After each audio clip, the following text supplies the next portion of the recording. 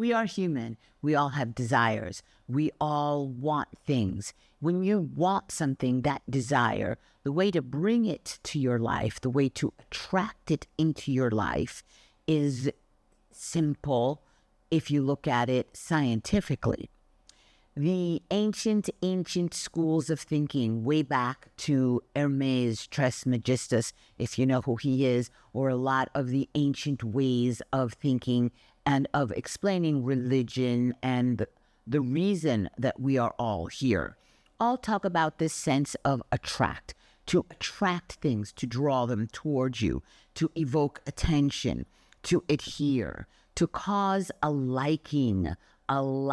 So I want to attract something toward me. I want it to like me, to find me. And so while you may always hear that, oh, opposites attract, they found each other, they're total opposites and they fell in love. Yes, sometimes opposites can attract you to try to fill that thing that you're lacking. You're a little bit more secure and slow going, and someone else is more outgoing and adventurous, and that will attract you to that person. Yes, opposites can be attractive. However, science has proven, statistics have proven, for long-term relationships and situations to work, there must be a commonality that will bind you together over the long term. So those wild opposites that attract at the moment are not the ones that are really deep-rooted in physics and in science that will attract something into your life. Like goes to like. We all know the rule of entrainment, that if there's a room full of grandfather clocks clicking and clacking all on their own rhythm, if you wind them all up and leave them for a certain amount of time, when you come back, all of those clocks will be synchronistically swinging perfectly in time, because that is a physical law that like will bring like. So what you vibrate is what you're going to attract. Now wait, you may daydream and say, well, I want a yacht and I want me a condo, and that's fine and dandy. But that doesn't mean that you really believe that you're going to have those things. It is what you feel, that predominant feeling about yourself and your surroundings is going to dictate what you are really vibrating. So you may all walk the walk and talk the talk, but inside you feel little, you feel inadequate, you feel that you are unlovable, that you are unpromotable, that you don't have the connections or the looks or the intelligence or the money to be able to get to the places that you want. And therefore, these limitations you have put on you. What you need to do is to be able to set your mind clearly on one goal. Start with one, although we all have many. I have many. I have a billion goals of things that I really want to attract into my life. So I'll start with one. I will align myself with the outcome, right? So I think of that like I already have it. So I'll give you something very simple and very basic. Let's say that you want a new Pilates table, okay? So visualize that table in your room. See yourself on it.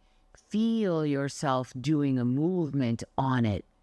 And that feeling that you get from having it in your house, that feeling is the feeling you hold on to.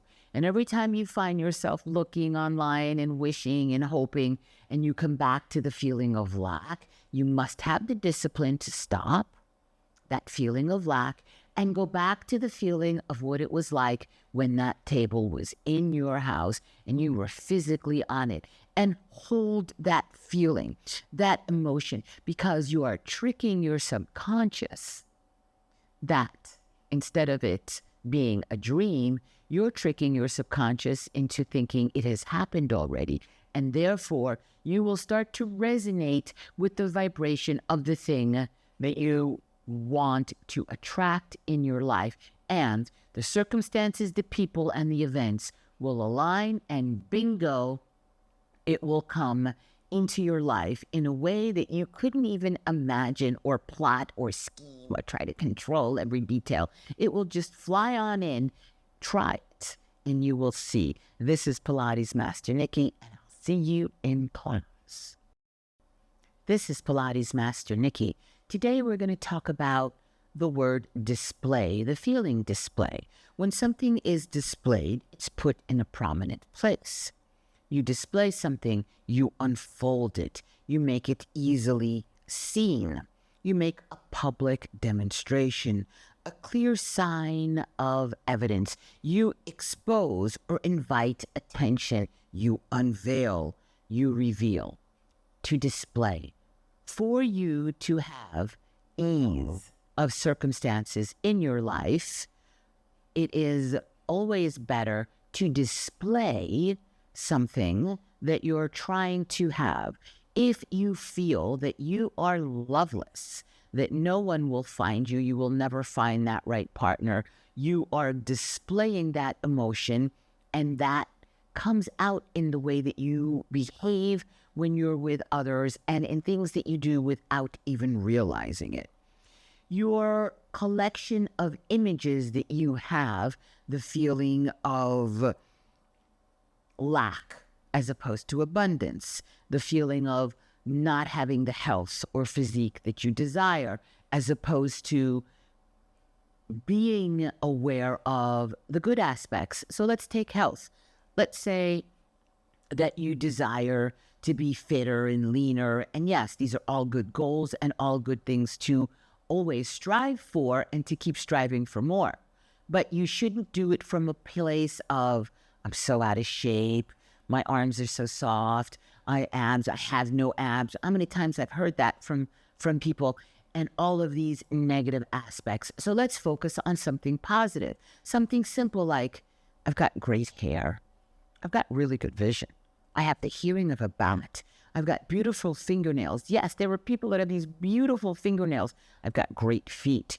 There is something right now in you, whether you have high cholesterol or not, okay, that is in good health. You need to focus on that and say, yeah, I have really good vision, and I know I'm going to have really good blood pressure. I know that I have also can enlarge on that good aspect of myself and take it from there. So the loveless never find love, right? So try to feel love, first of all, to yourself, to people around you, to the day. Oh, it's raining. Oh, it's a nice day. I don't need as much sunscreen. My car is getting washed. Oh, I can sport those cool little boots and get my cute little umbrella. Love the moment, love the day, love yourself, feel love, be in love with love, and you will see that that joy of love will vibrate and it will bring you love because you're displaying love.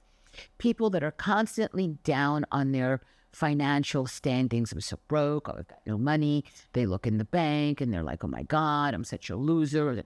So they're focusing on that instead of saying, I own my car, I almost paid off my car, I've got a great wardrobe, I've got other things you have attained. I have an education, I have a beautiful resume. And instead of focusing on the things that you have, like even having a credit card, a lot of people can't have credit cards because they don't have credit. So if you have a credit card, even if they're maxed, you have a credit card. Someone has lent you a line of credit. And so see yourself with that abundance that I have, and I have ability. And that display will relay, and that will come back full circle. This is Pilates Master Nikki, and I'll see you in class. This is Pilates Master Nikki. Today we're going to talk about multiplication, to multiply. The law of physics says, not me, the law of the physics says, nothing can be created or destroyed. Energy cannot be created or destroyed. It can only be transposed or changed. So this then makes it clear that we only have to increase the volume or the amount to be able to attain something that we ideally want. So if you're looking to have abundance financially, you can focus on what you have, be it little. Don't look at the debt. Look at what we call the carry forward sheet in accounting of your assets, of the things that you have, your talent, your drive, your imagination, your relentlessness. These are all attributes that will lead you to abundance.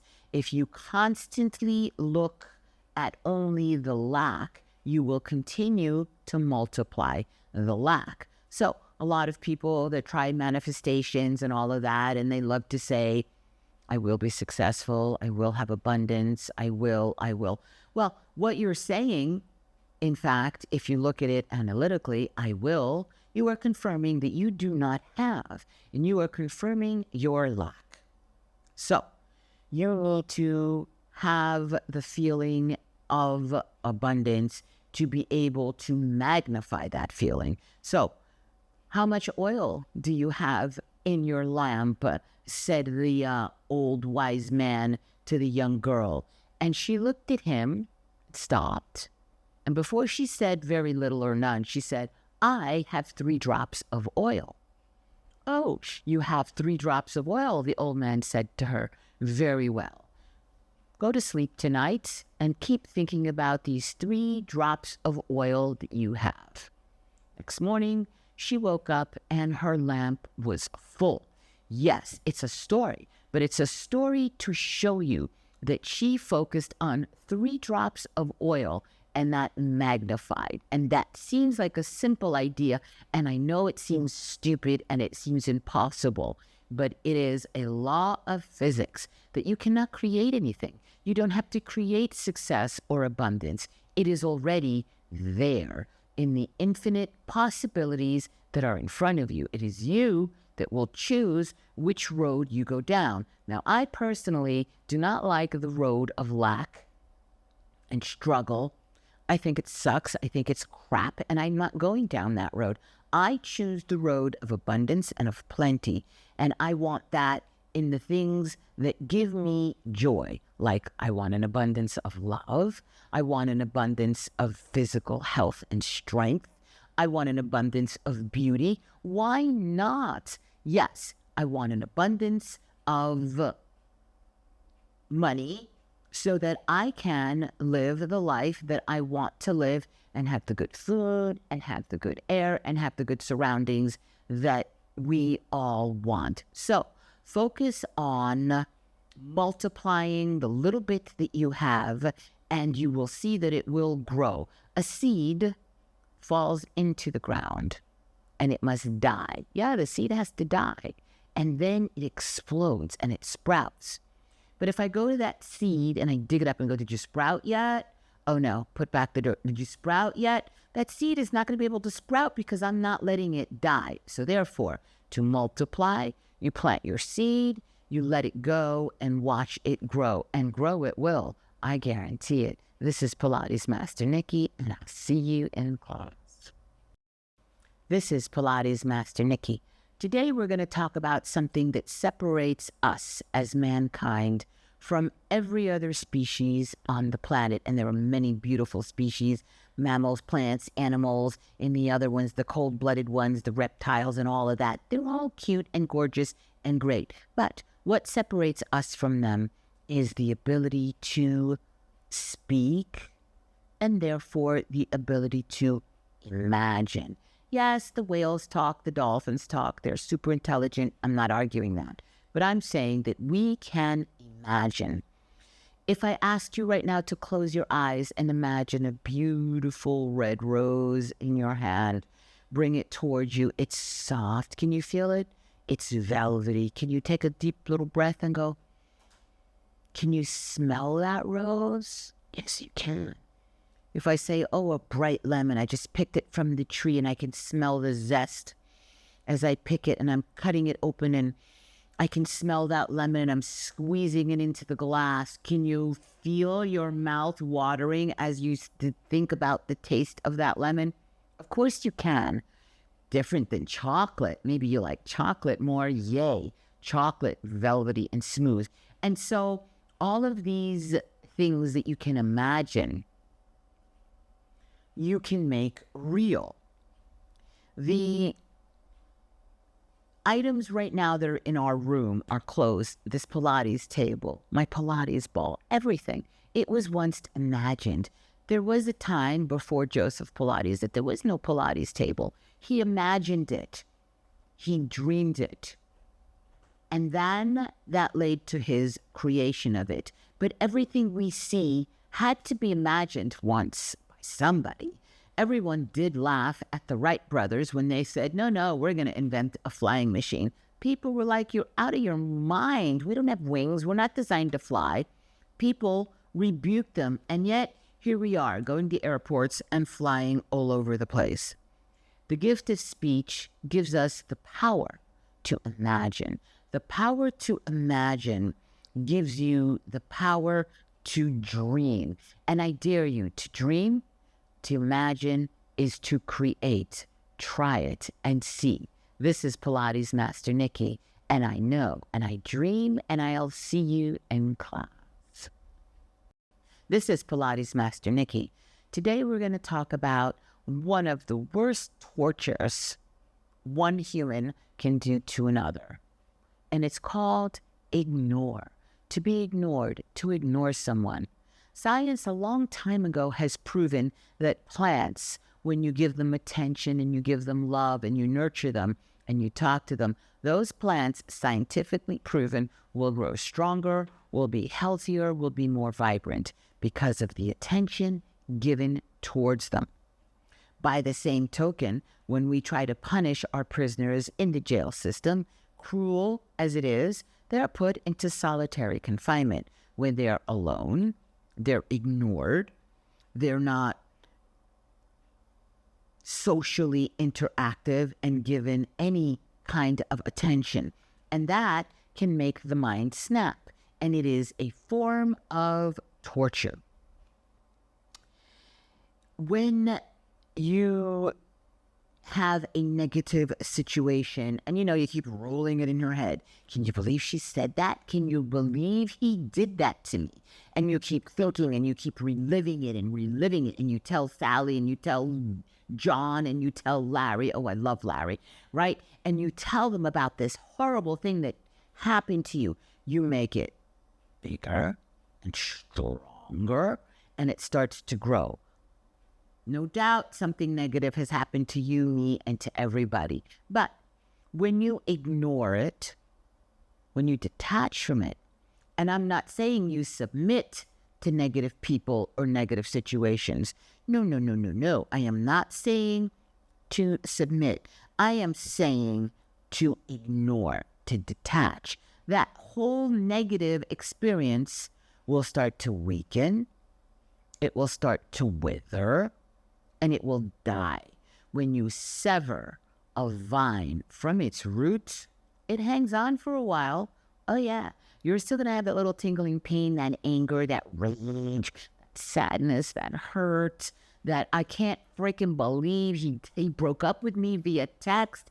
Oh yeah, that I've been there, done that, got the t-shirt and the hat. Yeah, all of that. But I will detach from that. I ignore it. I just focus on something else. And little by little, it gets smaller and smaller and weaker. And then it fades. And then you know what happens? You're free.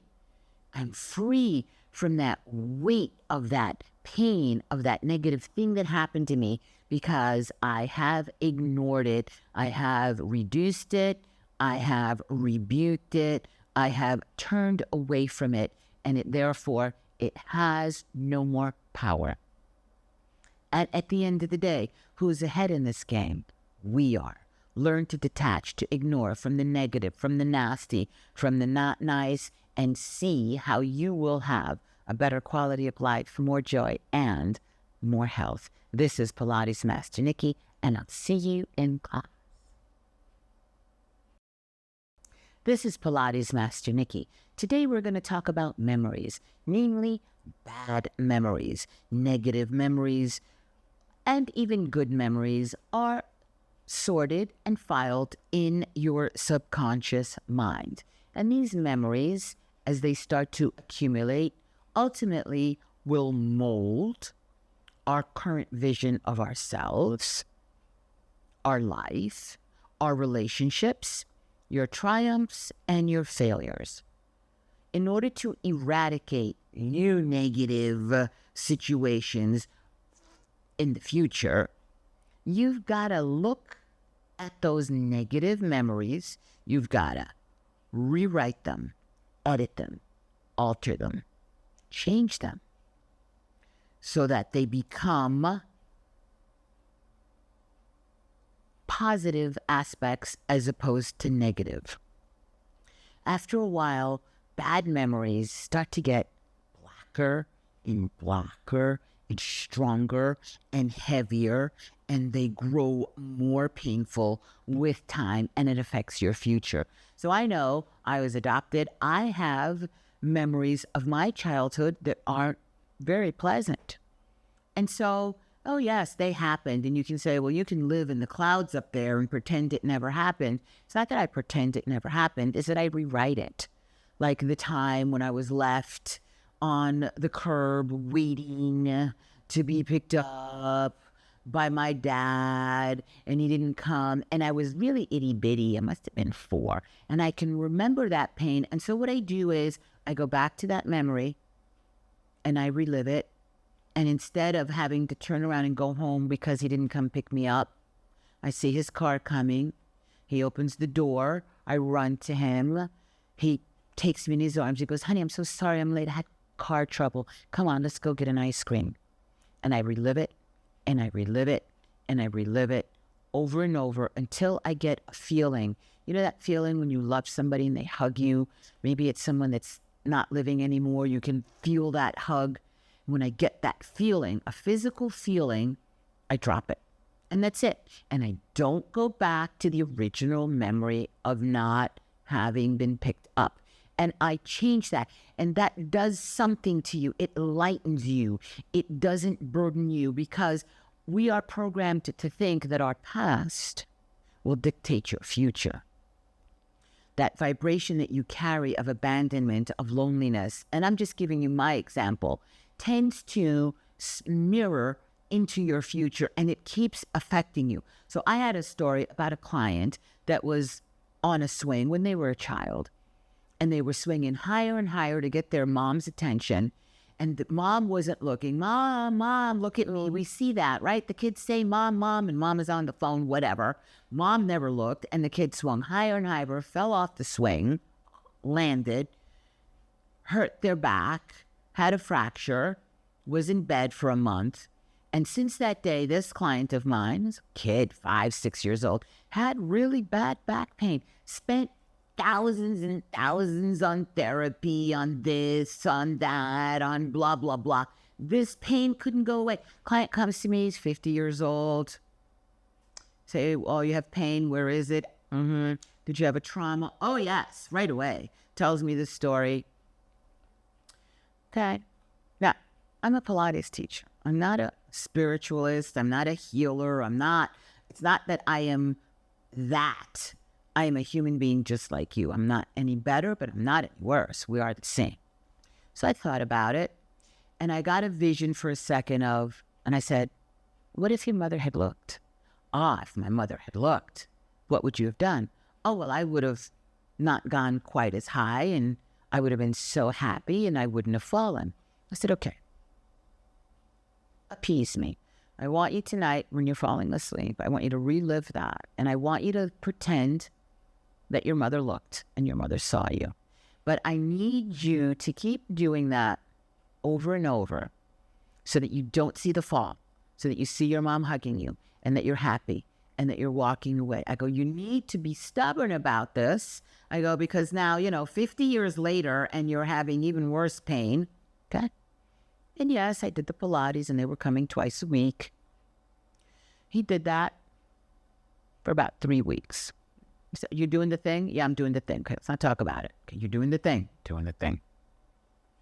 Calls me up about almost a month later and goes, Nikki, Nikki, today I got out of bed, I had no pain. Nikki, I cannot believe I can put on my shoes, I have no pain. Good. Yes, Pilates is amazing and Pilates works. But I know that that trauma that that man had was alive in him and had power on him. And he needed to let that go. He needed to rewrite that. And it changed his life. If I tell you the hundreds of thousands of dollars that this man spent, why this idea came to me, because it came to me, because it did. And yet it was the cure. And to this day, this man has had no back pain. Obviously, I'm only online now, so I'm not teaching him Pilates. We're in touch. He still does Pilates. But it changed his life. And he goes, I kind of use my little trick on other things. He goes, and it really works. And so bad memories need to be revised, changed. And it takes a little bit of discipline. But I want you to try it. It's going to be difficult because the doubt in you and the fear in you are going to tell you, no, that's just freaking, new agey crap.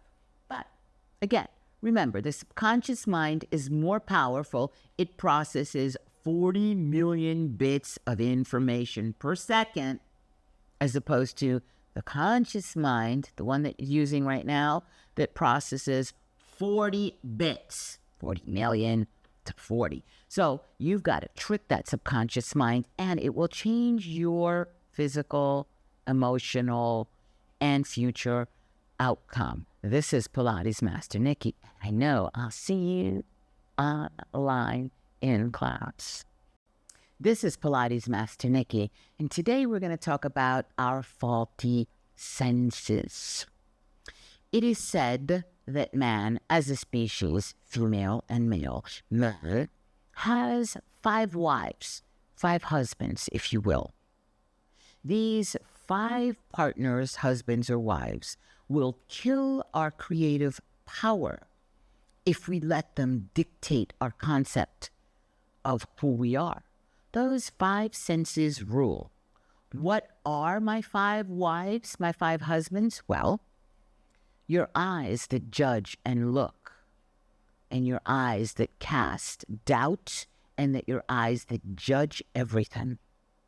Your ears that you believe everything you hear, all that you hear, whether it's news, media, people telling you, all that you read, everything that you hear, you believe. Fact. Your mouth, because your mouth displays your fears and your shortcomings, and it increases that whole perception that you've had. And so then you multiply it as you talk about it. Oh, I'm such a klutz, I'm always falling. Yes, your mouth is your 5 wives. It's one of your senses, your 5 husbands. Your nose, because your breath gets accelerated or shortened depending on the shortcomings that you react to without conviction. You're startled, you hold your breath. You get sad, you have no energy, your breath becomes shallow. You become stressed, you become fearful, you become hyperactive, and you hyperventilate. Your touch is your other sense. It's the 5th sense.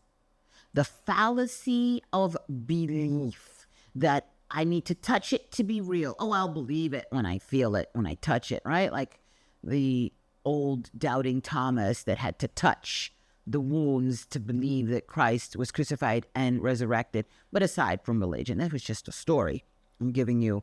So these 5 wives, these 5 senses, they rule your imagination and they stifle the power to create. All that is seen was created by that is unseen. And the unseen is that which is in your imagination. Yeah, the appliances, the cell phones, the TVs, the airplanes, all of that stuff was created first here. Even the wheel. Someone thought about, I don't want to carry this. Let me, and they came up with the wheel and it made it easier for them. Yay for laziness.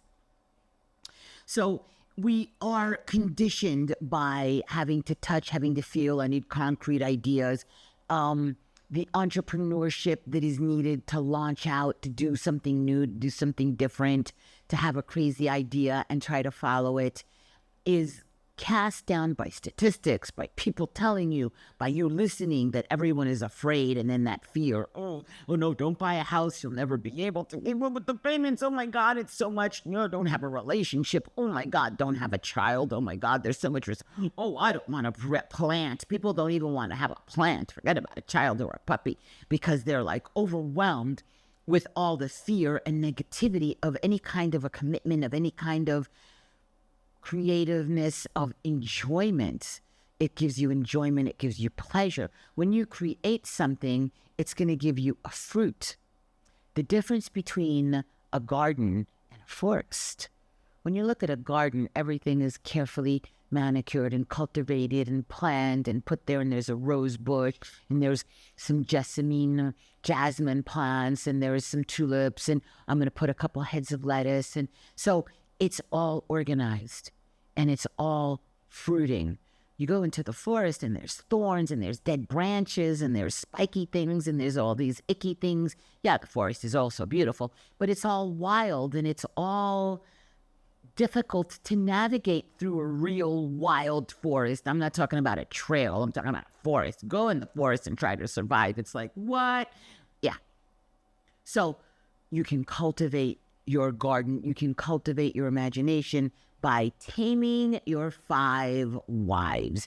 Don't always believe what you see, what you hear, because as going to things that we talked about this month, that magnification of that feeling that you have will multiply, it will resonate, it will relay, and it will attract that into your life. So gaze inward. Sometimes deny the sentences. Plant that seed of, I'm going to do that. Plant that seed and watch it grow. Don't think of a million reasons. Oh, why not? Oh, I can't afford it. I don't have the time. I don't have the energy. I don't have the strength. Don't look at the negative reasons. Don't give in to your 5 husbands and let them destroy your creative gift of imagination. This is Pilates Master Nikki, and you're real, and I'll see you in class. This is Pilates Master Nikki. Today we're going to talk about wrong ideas. So, if I say right now to you the word elephant, what comes into your mind? The color gray, a great memory, something slow-moving and clumsy, fat and heavy, something that's noble-hearted and elegant. Not that any of these interpretations, when I say elephant, are correct or incorrect, because they all have some validity. However, it is what you interpret, it is what you focus on, that you have now chosen that emotion. So it's very different for me to think of an elephant as a noble, beautiful creature with a beautiful memory.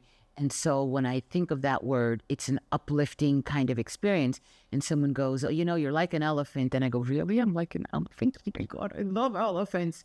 Instead of me getting defensive and going, what do you mean?